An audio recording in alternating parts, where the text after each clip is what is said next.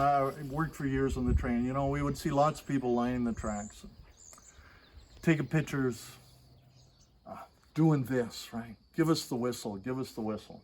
And it was always fun to give the whistle for those people. You don't do it at 3 in the morning. You don't wake up your neighborhood, but you save that for your crossings. But other things that maybe you don't know, or maybe you do know, or maybe they're legend or urban myth. But these things actually happen. Sometimes the fireman or the engineer would know that Aunt Betty, she's not doing so well financially this year. So maybe we'll drop off you got a bag with you? Yeah, I got this big burlap bag. We'll fill it full of coal and we'll drop it off at her, behind her place as we go by. We'll slow down a bit so the bag doesn't break. You know what? And that happened. Christmas trees, the same thing, right? You've been eyeing up Christmas trees since last January. You've got 3 or 4 perfect ones picked out. You stop the train for a few minutes. You cut those trees down. You throw them on the locomotive or the first car, and you bring them back to your community. Those things happened. Those things happen today.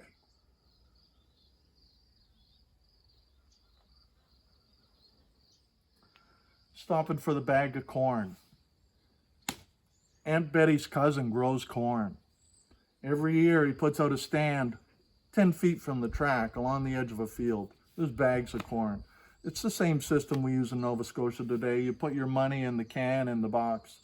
You take your bag of corn, you take it back for your family and your community.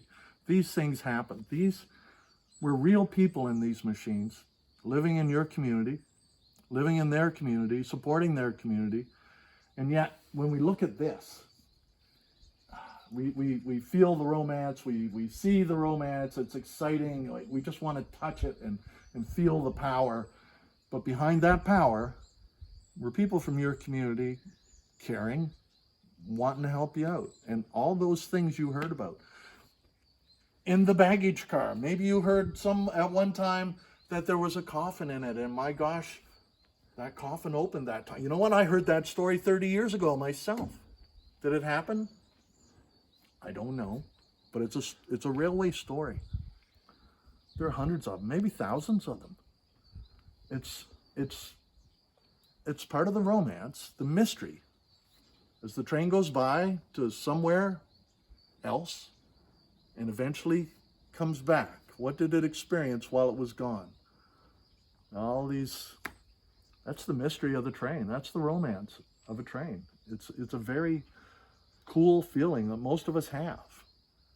Of course, it's gone here now, but we can get this thing out of this park and bring it where you can all think about it, wonder about it, maybe ring the bell,